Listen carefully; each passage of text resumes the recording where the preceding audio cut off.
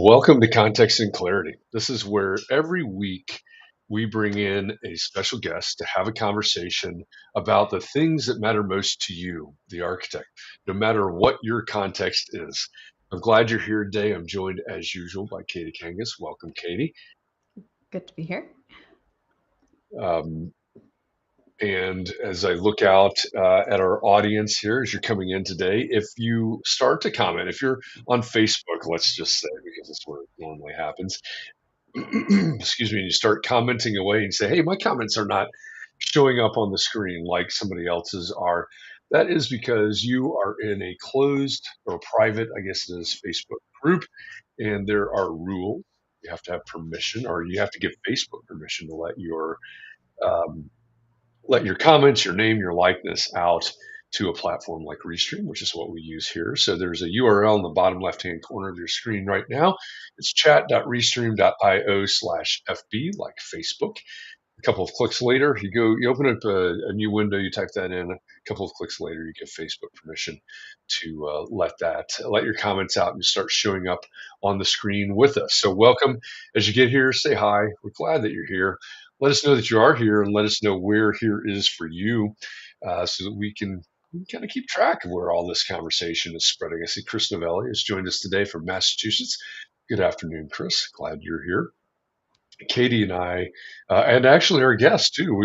We've got quite a string. Well, Ryan ruined it last week.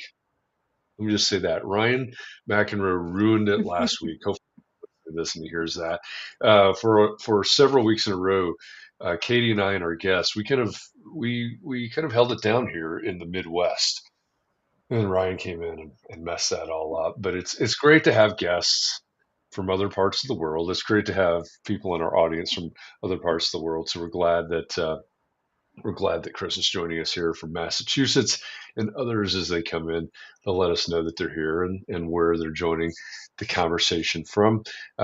We've also had a pretty focused season here. We're in our fall season. If you aren't aware of this, we Context and Clarity, the original Context and Clarity, ran daily for 3 years.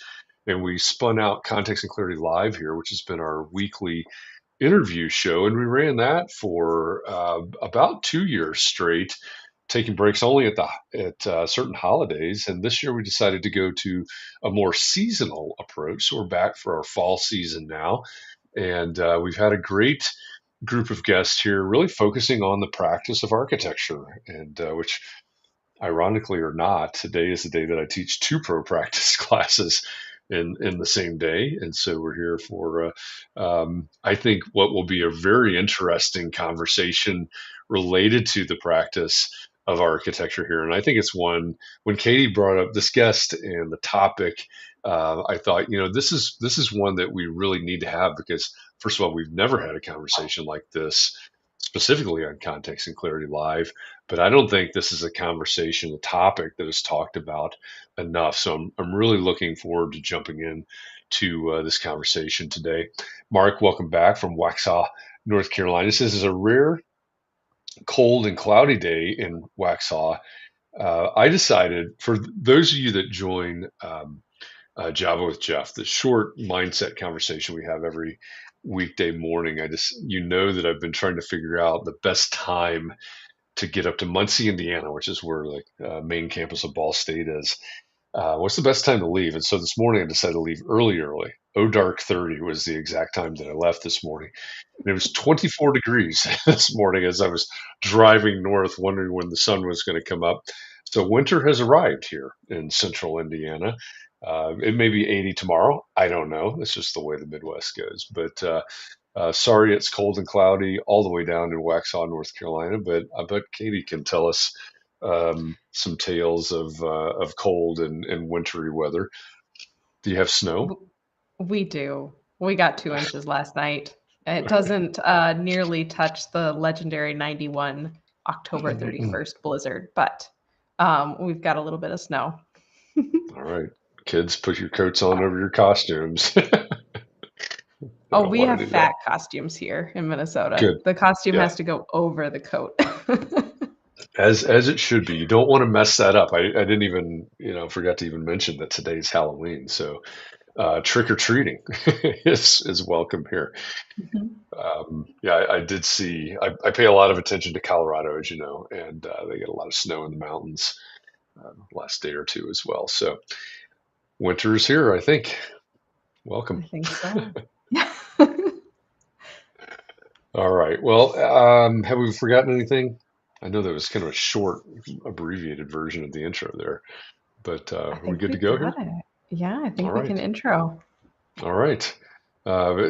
Chris is ready to ski. Okay. Well, maybe you'll get some Same. snow out there in Massachusetts soon. Not a whole lot of skiing going on here in Indiana, and maybe water skiing in the summer. Um, but yeah, it's a little flat here, kind of like water. All right. Well, let me introduce our guest. We're going to jump into this what I think will be a very interesting topic today. But our guest today is a recovering CEO, a recovering architect, a recovering FAIA, and someone who knows what it's like to practice architecture and what life is like on the other side of architecture. Pete Smith, welcome to Context and Clarity Live. Thanks, Jeff and Katie. Appreciate it. It's great to have you here, and I think life on the other side, right? It sounds a little bit ominous, I suppose, but I think that's an appropriate way to put it in a lot of ways, because I think there are an awful lot of architects. And before we went live, I think you made a really good point, especially small firm architects probably, that don't even think about life on the other side. I mean, I've heard people talking about the fact that they just plan to practice until they die, essentially. Usually there's a little bit more eloquent way of saying that. But what's it like on the other side now that you are recovering, as you said? Well, it depends what day you're asking me that question. Okay, fair enough. Generally, it's really, really good. And partly because we had done such a good job at our firm. I was part of a large firm called BWBR in St. Paul and Omaha and Madison. And we had been around for 100 years by the time I hung up or took down my shingle, I guess. And so the firm had a history of transitioning leadership. And so it wasn't like I could even practice until I dropped dead. It was known that I would move on at some point. So I had been thinking about that, conditioned to think about that for a long time. But it also aligned with my own personal philosophy, which is that the practice of architecture is really it's about more than just the leaders at the firm, particularly if you're the founder of the firm, that one of the most important things you could design is a practice that transcends you. And as part of BWBR, we were part of the large firm roundtable through the AIA. And so we would meet with 50, 60 CEOs a couple times a year and talk about everything. But none of those folks, or very few of those folks, could envision themselves leaving their practices. A lot of them were in their late 60s, early 70s, had been CEO for 15 years or more, maybe 20 more. Many of them had founded their firms, and they had no vision that they could ever leave their firm. And so it was just going to be taken out feet first at some point, and that would be how they would retire. And I left 2 years ago now. I would imagine many of those folks are still there with that vision in mind, that they couldn't see moving on. In the time that the large firm had been in existence, BWBR had 3 different CEOs, now our 4th one, participating in that group, where many of those firms, it's the same person for that whole period of time. So it's a challenge that I would put out there. One of my partners, senior partner before, who was the president a couple before me, we were having an odd lunch, and he asked what I thought his legacy would be. And he was going on about a couple of projects that he had done, some big important projects. And then he got off on how he had created a philosophy in our organization about how we manage projects and make money. So we were a reasonably profitable architectural firm. So he thought that would be his legacy. And I said, yeah, that's an important one, certainly. I said, but I think your real legacy is the people that you've mentored, and that 20 years from now, those people many of them will be leading this firm or have retired and mentored other people who will be leading the firm. And that's your legacy. So I don't know how many of your listeners are small firm leaders or founders who have ever thought about that. But what if the most important thing you ever designed wasn't a building? What if it was a practice that went past your name?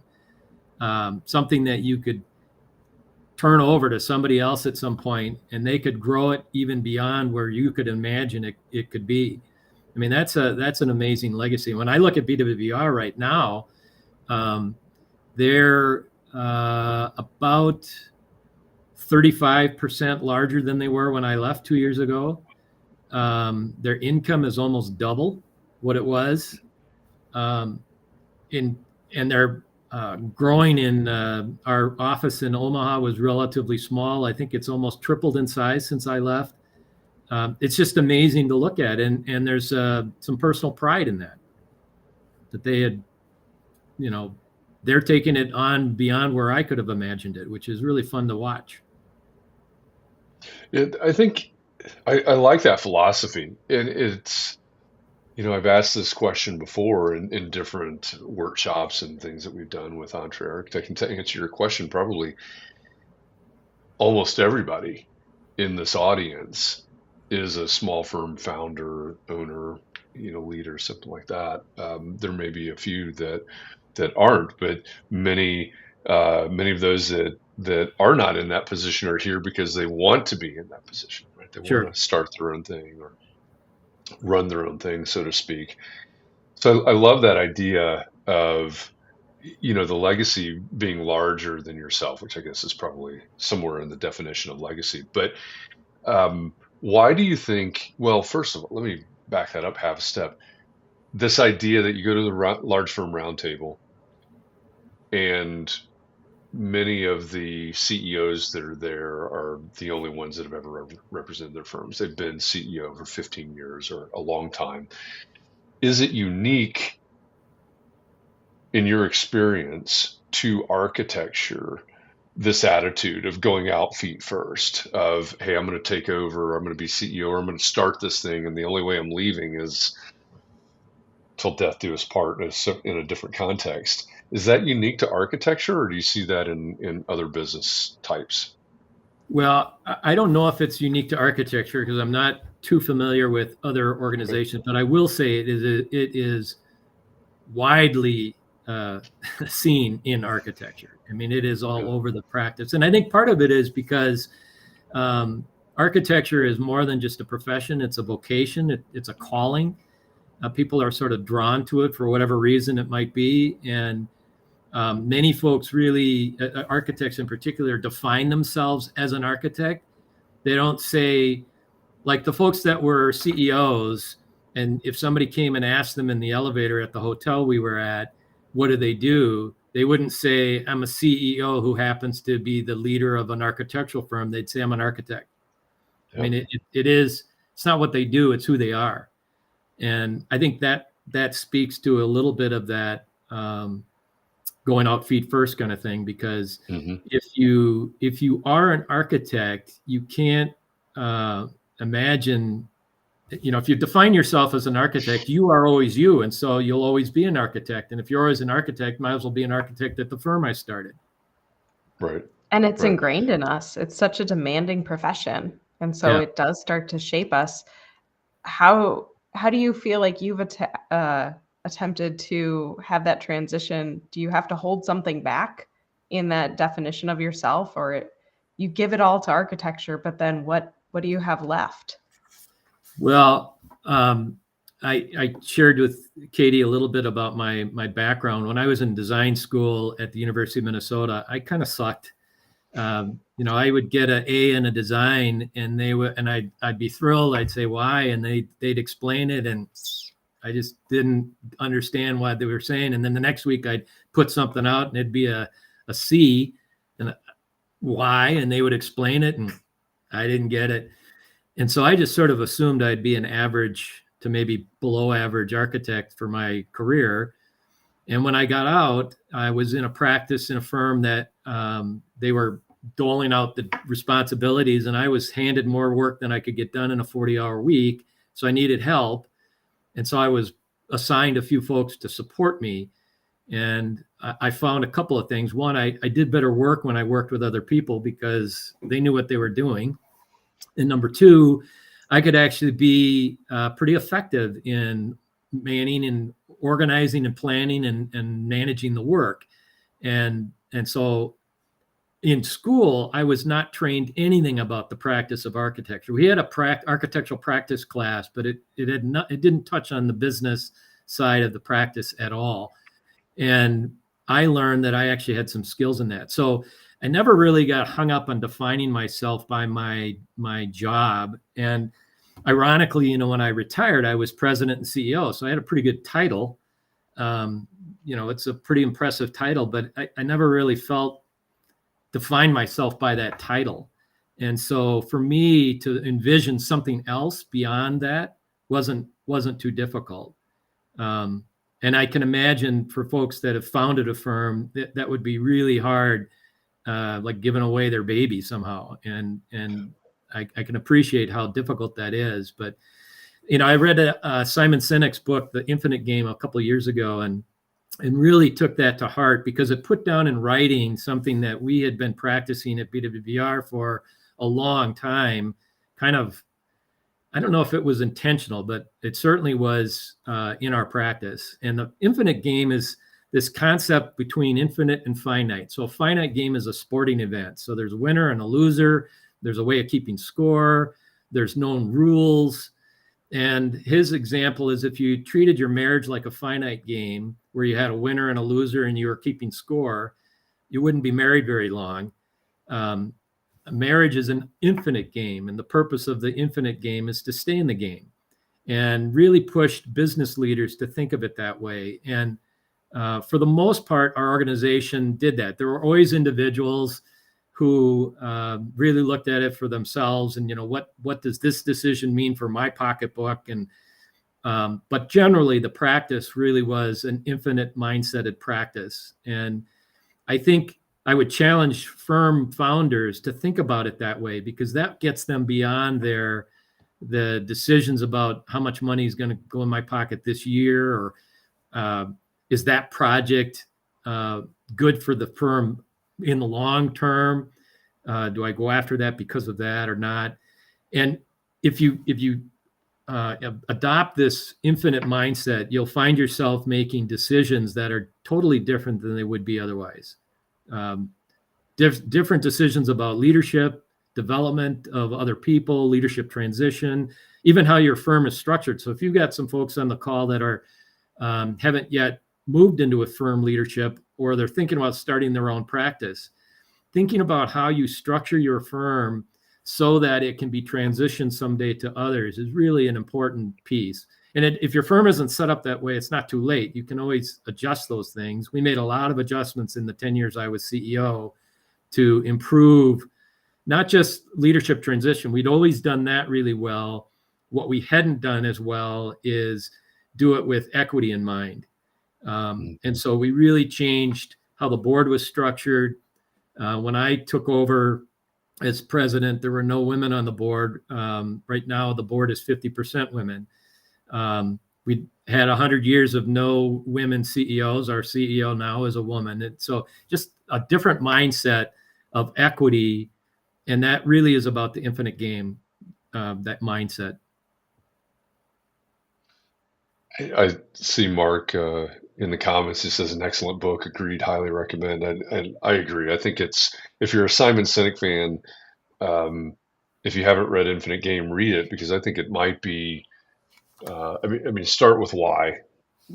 Go see your purpose, etc. But I think Infinite Game may actually, in the long run, sort of ironic maybe. In the long run, the Infinite Game is maybe his most important work to date. So I would definitely check that out.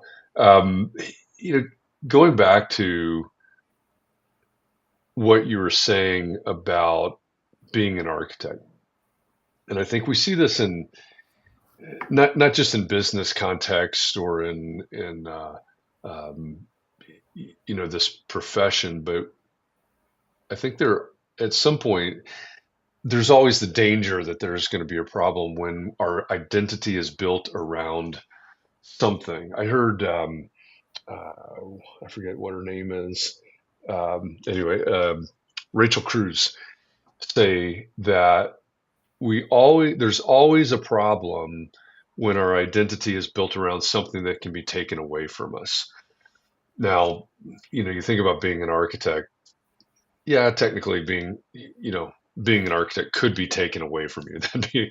Seems a little drastic, but anyway, the title could go away in some sense. So when you get to a point of retirement or whatever you're calling that, and you've built your identity around being an architect, what happens on the other side? I mean, before we went live, you were talking about something that your brother shared with me, and that really resonated with me. But I know you can go through these transitions, and all of a sudden, that identity, whether it's architect or something else, is gone, and it can be a real struggle for people. Right. Yeah. The quote I gave, my brother is about 2 years, maybe 3 years ahead of me on the retirement journey, and he's a pathological journalist. So he journals his thoughts constantly. And when I retired, he shared with me his journal. And one of the things he wrote down was he's observed that people who are very dissatisfied with retirement are actually very dissatisfied with the person who retired.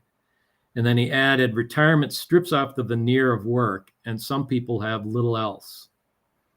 And I was challenged by that because I've got a couple of pathologies that I've wrestled with my entire life as well. And they are the need to belong, the need to have a purpose, and the need to control things. And there's a couple of therapists I could connect you with that could explain the roots of all of that. But the need to belong, for my entire life, everything I ever did, I tried to run, because if you're running it, you belong to it. And so I belonged to BWBR for 35 years. I was president for the last 10 of it. And when I was getting ready for retirement, I didn't fully accept or understand how much that loss of belonging to that organization was going to impact me. It was stronger than I expected. On the purpose side, particularly as president, CEO, every day I had a recognizable purpose. There was, you're overwhelmed with purpose as president. But that drove me, the purpose drove me to get up, get going, to learn, to get better, to make the firm better, et cetera. And in some respects, now that I can do anything I want, I don't know what to do. So what's my purpose? And there's an interesting book called Replace Retirement. And it talks about finding that purpose in what's next. And then in control, certainly as CEO, I had a lot of control, but I have even more control now as a retired person. I can control my day and build new routines, et cetera. So for me, it's really about finding ways to find purpose and, a reason to kind of get up. And one of the things that I've accepted is that it's okay to let that purpose come to you. As CEO, see a problem, solve a problem. And so you want to solve this right away. And it's like, okay, you don't need to do that right out of the gate. It's okay. One of the things my brother had put down was the 4 phases of retirement. I don't know if he stole this from somebody or he came up with it. I Googled it to see if I would have to give somebody else credit for it. And I found organizations that talk about the 4 pillars of retirement, or the 4 steps of retirement. So I think it's something he might actually come up with. But the first step or first phase is permanent vacation. And he said that lasts for about 12 months, where, it's, what feeling like you're on vacation feels like. Well, it's permanent. You wake up on week 3 and you realize, well, this wasn't a 2-week vacation. I'm still on vacation. The second phase is boredom and depression, which is where I'm at right now in the second 12 months. And it's sort of that lack of purpose, lack of belonging to something. The third phase is experimentation, and he didn't give a time frame, but I figure that's another 12 months. Year 3 will be about playing around with what's next. And then step 4, or phase 4, is reinvention.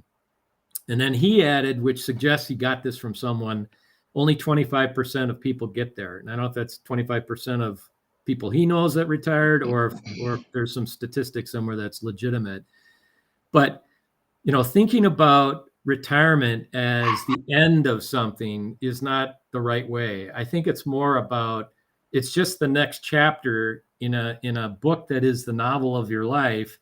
And it is not the last chapter. It's just the next chapter. And there may be many, many chapters. And I think specific to architects, you don't have to give up being an architect to move into this next chapter. I mean, there's lots of different ways to be an architect, and using those skills and that passion in ways that are different than they've been for the earlier part of your career. So it strikes me. Oh, sorry, go ahead. No, you go ahead. It strikes me too that it's the truth of all of that is not unique to retirement either. There are other changes and seasons in life that would apply to as well. So you mentioned the idea of letting the purpose come to you. What's that exploration, or what's that journey been like? Well, when I first retired, or even before I retired, my thought was, well, I'll write. I've got some thoughts on firm leadership. I could put those down on paper and maybe, write a book or start a blog. Maybe I'll do some consulting, take the things that I know and that I was reasonably good at and apply those somewhere else. And while in the other ear, remembering what people had told me about, don't dive right into something, give it some time. And so I spent the first year just sort of giving it some time and letting that sort of simmer. And then the second year, which I'm in right now, just wrapping up, really kind of doing a little more introspection about how I'm reacting to retirement, and allowing myself the patience, which is not my gift, to allow that next chapter reveal itself. And I'm not sure what that'll look like. I'm filling my time with other things. I've started doing watercolors and sketching, things that I didn't do to get into the school in architecture school in the first place. Didn't know I had those skills, frankly, and they've just been nurtured in the last few years, a few years before I started retiring, but certainly since. And trying to be a little more intentional on how I'm using my time, building in routines, working out every morning, get up almost before I do anything else, put on the workout clothes, so that you're walking around in workout clothes, you might as well work out. And that's become a reason to kind of get going. So I still get up when the sun's down and get up and do some things. Your time is your capital I think in life, but in retirement, certainly. And so you just want to make sure you're spending it wisely. Again, on the purpose side, I'm kind of letting that come. And then for Liz, my wife, and I, it's been a challenge these last couple of years. First with the pandemic, and then with retirement. We're spending a little more time with each. She's not here right now, but normally she's sitting right there. And normally I'm not. Normally I would have been at the office every day. And so it's been an adjustment. And I think, like my brother said, retirement lifts the veneer of work. It also lifts the veneer of relationships. When you're busy working, you come up with a shorthand that you communicate with your significant other with, because you're just too busy to kind of get into the details of whatever it is. And so this shorthand kind of carries you, and suddenly we have time the shorthand's not necessary anymore. And suddenly we have time to actually communicate And so that's been a transition that we're working our way through. And so, as I look at how you prepare yourself for retirement, I've been a planner my entire life. Everything I've ever done, I've really planned and mapped it out. And retirement was one of the things I didn't map out, which is ironic. I think if you're a firm leader right now, I would encourage you to prep 3 things. Prep your practice, so how you're structured and how you're working on retirement or transition planning, and how you're developing others to take over, but make your practice survivable in that regard. Prepping yourself, kind of accepting the fact that you are not what you do, and that you can redefine yourself. And that you want to, for the folks in the LFRT, those folks are in their 70s, pushing 80. At that point, they can hardly get up and get out of bed. I think you want to retire, move to that next chapter, maybe stop calling it retirement when you're young enough and healthy enough to enjoy it, that you have the energy and the physical condition to do whatever that is. So prep your practice, prep yourself. And the third thing is prepping others, planting seeds, developing leaders, communicating with your partners, and communicating with your family, remembering that your family, in particular, your significant other, is retiring with you. It's not a sole journey. They're going to be along for the ride, and helping them be prepared for this is just as important. So. I know you mentioned your brother. You mentioned a culture, I'm going to call it a culture of retirement at your firm, because you built such a good system of transition there. Have you had other mentors that helped you prepare for this transition for yourself? No. So I think the prep yourself piece, that's something that I didn't do a very good job at. I mean, you are not what you do. That part, I was perfectly comfortable with that. Redefining yourself, comfortable with that. Going back to the pathology about belonging, that part, I didn't really appreciate how much that was going to hit me. But no, I didn't really have anybody coaching me on that side, which is interesting, because running the practice, I had personal coaches, I had casual coaches and mentors through my career, but we also had personal coaches that would help with leadership as the CEO. I had a lot of peer groups that were coaching. So I spent a lot of time communicating, talking with others, working things out, et cetera, as part of my practice, and never really thinking, so once you cross that line and you're no longer getting a paycheck, then what? You're going to need coaching and help there too. And so if I was to do it again, I'm only 2 years in, so it's not like I couldn't do this tomorrow. But I would probably seek out a little bit more guidance. There was a woman who was helping us mentor our board, and she handed me that book, Rethink Retirement, about a year before, as we started making that public within the board that I was going to retire. That was 2 years prior, but she handed me the book about a year before I hung it up. And now that I'm saying it out loud, I probably should seek out either her or somebody like that to help with that, because it's a transition. And for me, that's the one thing I didn't do as well as I think I could have done. Do you think it's any different? Because your experience, obviously, the large firm roundtable, that's, what is that, the 60 largest firms in the country. So do you think there's any difference between your experience? I mean, there are some obvious differences, but what's the right way to even ask that? Is your journey different than one of these small firm founders, owners, leaders? Can they take all of this away, or are there some things that are unique to their context? Well, other than their own personal psychoses, whatever issues they brought to the table, I think it's very relatable. What I found, I was not just part of the large firm roundtable, but part of the Council of Firms at AIA Minnesota, the local one, which is really a much more smaller firm entities. And I found everything that we were learning or talking or sharing at the large firm, I would bring to the smaller conversation. And every single thing I was talking about was relatable to those folks. And the issues they had, I would bring back to the large firm because BWBR had that issue. And if we had that issue, chances are HGA and other large firms had those things as well. And so I found that anything that we were talking about in one was relevant to the other.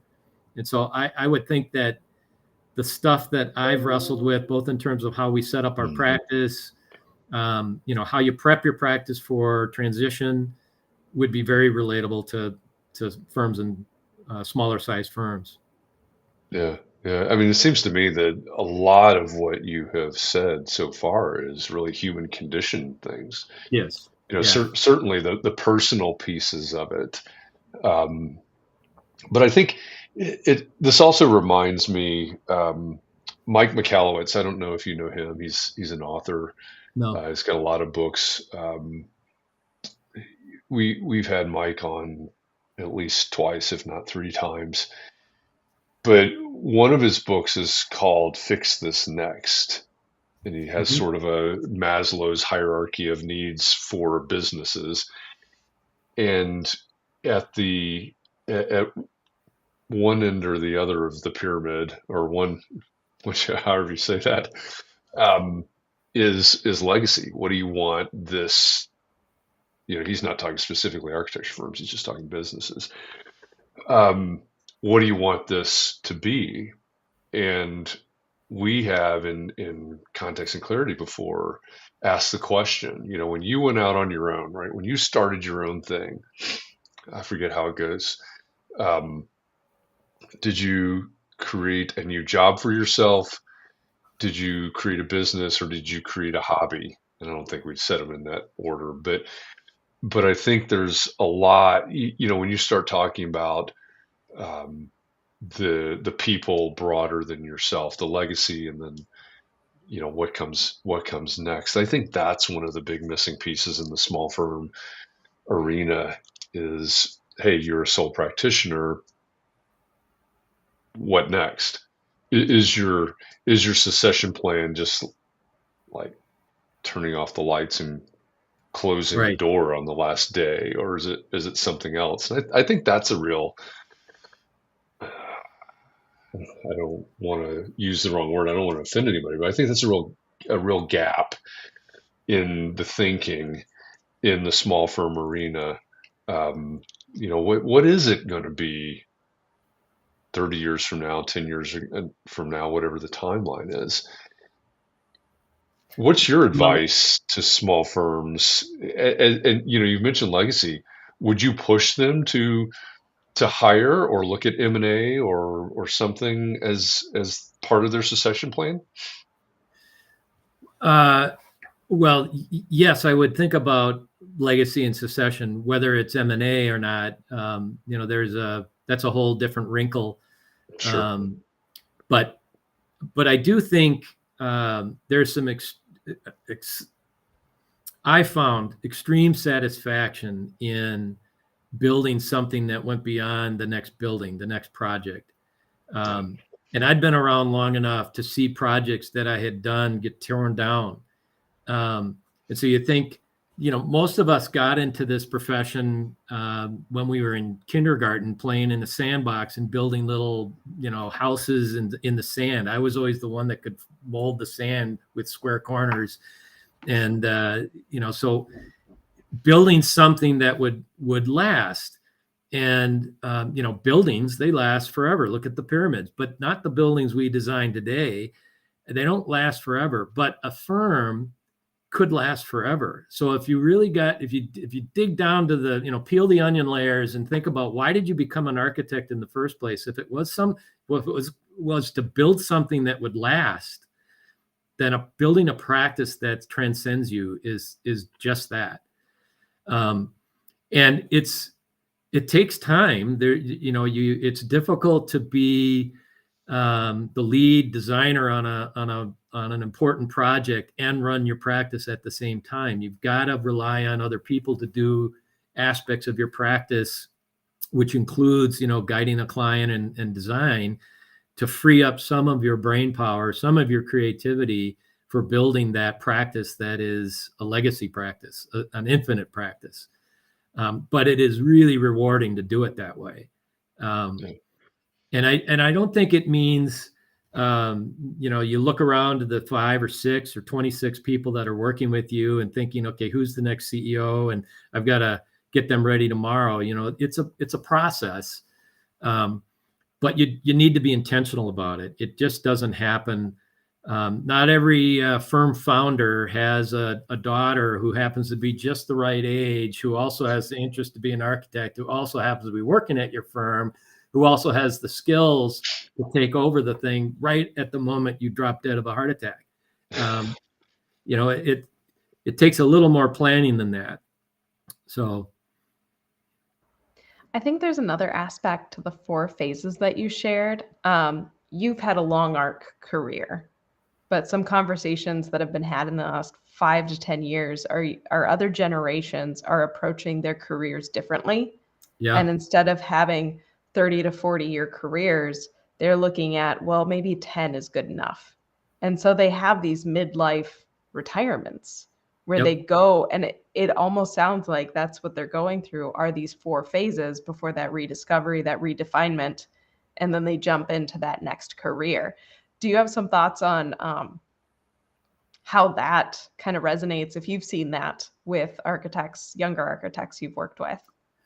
I haven't seen it directly with architects that I've worked with. Most of the ones that I've worked with sort of have this vision of staying in it for longer. There's been a couple individuals who left the firm to go do some, odd thing somewhere else related, off on the fringes of the profession. So that's maybe the closest thing. But, when you think about this idea that it's a chapter, it's the next chapter in your life. That relates to what you're saying, Katie, where you've got folks that are maybe their vision isn't to be CEO of a firm into their 60, that they're going to move on in their mid 30s to something else. And that's just that next chapter. And that's okay. I think that does pose some challenges to the firm leaders who are trying to build that next generation. If all of the people they've got lined up to be the next generation end up going to work for Spielberg and, build models for movies or something, that becomes a challenge. But there's going to be somebody who's interested in that. But I think it might create a whole new kind of organizational structure where it isn't just about, who's been at your practice for 20 years that could be the next you. It might be a whole different kind of thing. Maybe it's a council of leadership within your organization, and the specific names of the individuals, or even that is the specific individuals, might change. That it's a team kind of leadership model where you don't have to worry about who's the individual. It's more about creating a structure where teams of people can grow. And then if a couple people on the team decide to, their next chapter is going to take them out of that practice, that's okay, because you created this model where it's not dependent upon one person. So I think there's a lot of new mindsets around that. And, there are literally thousands of books on retirement. And the few that I've actually put my finger on talk about that mindset about, it's not retirement and then death. It's just the next phase. There's I forget how it's worded, but, you start with learning, then you earn, and then you serve. Well, that cycle of learning and earning and serving can repeat itself multiple times through your life. It isn't just, I learned in my 20s or my teens and 20s in college, and then I earned for my 30s and my 40s and 50s, and now I'm in my 60s and 70s and I'm going to serve others. That might be my journey, but for many, it might be that there's a learning, earning, serving cycle that occurs multiple times through your life. Very much that next step for me, regardless, whatever it is, if it ends up being, maybe I'll do coaching. Well, to do that, I need some training. So, I'll be learning again, and that's okay. In fact, that's exciting. I think I think that's really astute. Here we are. I feel this a lot because I'm up on campus, or I'm with the graduate students or whatever. There's always a new generation, but it's changing a lot. Right? I think it's changing more than I've seen in the couple of years that I've been around. Um, so that idea of a changing business model, I think, is important. Uh, I often wonder, as I've witnessed this in others that have gone maybe several years ahead of me. It's okay. This is the way I did it. This is my legacy, and I also wonder if people have trouble with the term legacy in some cases. But this is my journey. This is the way I've done it. This is my legacy. And then I think many of us can look back and say, hey, why aren't they doing it the way that I did it? That's a mindset, certainly. Right. Shouldn't they do it the way that I did it? And I firmly believe the answer is no, not necessarily, but we're going through, I think, one of the most tremendous seasons of change, especially generationally, than we've seen in a long time. I agree, and I think there's two separate primary topics here. Is what is it from an individual standpoint? What is your goal, your purpose, etc. There's a concept, ikigai, a Japanese concept about basically your reason for being, and it's a diagram interlacing series of circles and finding your purpose, etc. But what's your passion? What's your mission? What's your profession? How do you get paid for doing whatever it is you're doing, unless you happen to be independently wealthy? But just then there's all architects. Yeah, right. And then there's the firm structure thing, which I think is due for a significant remodel. Partly because architecture, everybody on this call, I would imagine, is underpaid for the value they bring to society. And the system is sort of broken. It's down to, selling time instead of selling value. And so that's one aspect that needs to be restructured so that we're selling value.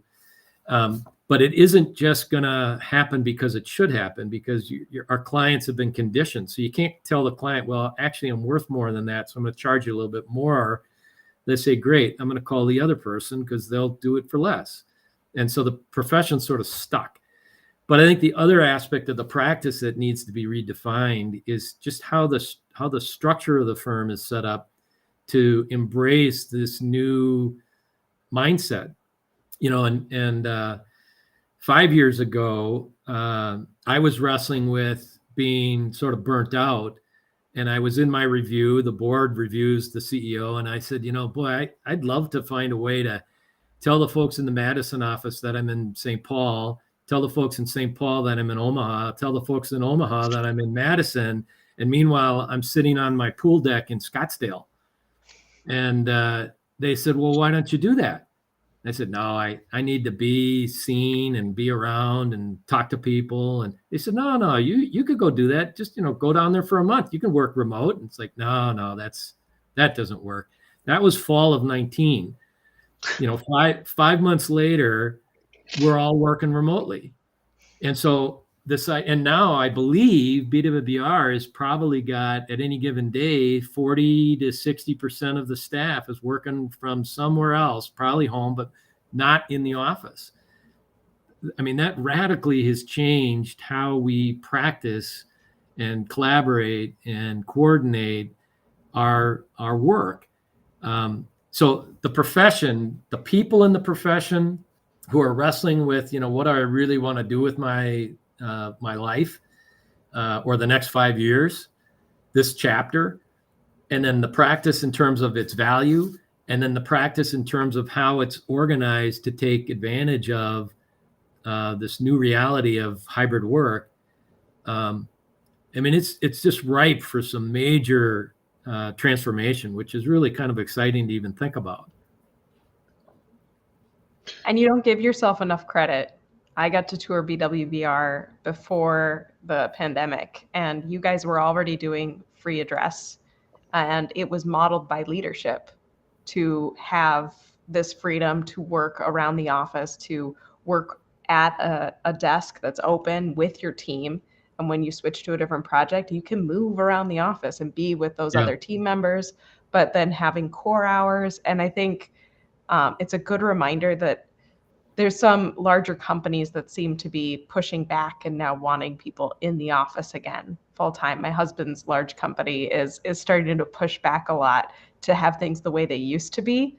And I love that you were more forward thinking than that, to think about what people are bringing and that value. Yeah, thanks for that. I can't take personal credit for it, but I think that and the work we were doing around the issues of equity really set us up well for moving into the hybrid work reality. I know there's individuals that are pushing to get people to come back to the office, and probably at BWBR as well. But I think that's a mistake to force that. I think you create an environment where they want to come back to do certain things, to collaborate in certain ways. You create an environment where that's something that's desirable. If it's a mandate, you've got to be in the office 3 days a week. And I think you're, particularly for a creative practice like architecture, I think you're creating a group of people who are not going to be doing their best work that way. I mean, obviously there's challenges in collaboration where you could sit down and sketch right next to each other, and it'd be difficult for the three of us to try and do that right now. But there's ways to work around that. I mean, that's a solvable problem. Yeah. Straight out of The Infinite Game, one of the most famous examples of, because this is the way we've always done it, is Kodak. Yeah. Right. We can push to run our businesses, to run our firms the way we've always done it. I don't remember the statistics right off the top of my head, but Kodak at its height was something like the second or fifth, maybe largest company in the world. They owned, I think it was over 75% of their market share, which even BWBR does not. Yeah. They actually pioneered digital photography, and they said, no, film is where it's at. Film is what we were built on. Film is what we've always done. And then it was it 12 years later, they filed for bankruptcy because they were so attached to, this is the way we've always done it. It's pretty amazing. Littered with firms that have been disrupted by some disruptive technology that came along, and good was good enough, and then good got a little bit better, and good enough got a little bit better, and good enough got a little bit better, and eventually these folks were irrelevant. Right. Yeah. I mean, we're talking about something a little bit different here, but I think this idea of the evolution of the practice, I think, is a really important one. Yeah. As you look, we didn't even talk about watercolors. We're at the top of the hour. Well, I mean, you mentioned it. You mentioned that you had started doing this, but as you look at your phases that you're going through, as defined by your brother, what are you most excited about on the horizon? For me personally, I'm excited about the possibilities, that I'm blessed to be in good shape. In fact, I'm probably in the best shape I've been in a long time. I'm blessed with some skills, and I'm blessed with resources. Being president of BWBR, of reasonably profitable firm, allowed me to have some resources. And so I don't have to get a job tomorrow being a greeter at Walmart because I need to pay a bill. So that that frees up a lot of opportunity for me. And so there's a lot of potential paths that I could take. What's next for me? And I just need to take some of my own advice that I'm talking about in terms of, looking at and imagine it like I'm defining or designing a practice. What do I want to get out of this? If I decide to take my watercolors to the next level, I certainly don't see myself sitting in a booth at the local art fair. I'm more of an introvert than that. So what would I do with that? And I certainly don't see selling them for $50. What's the point of that? Well, maybe I can use those resources as an outreach to connect with other people, or I can. So, it's just the endless possibilities that are most exciting for me. And not worried that, oh my God, my brother had another quote. It was, "This is the only retirement I've got. Don't mess it up." And he said, I finally, after 2 years, have been able to let that go. And that thought hadn't entered my mind till I read it in his journal. And I go, oh crap, this is the only retirement I've got. Maybe I shouldn't screw it up. But realizing that it's okay to allow these things to have to kind of percolate a little bit and then come to me.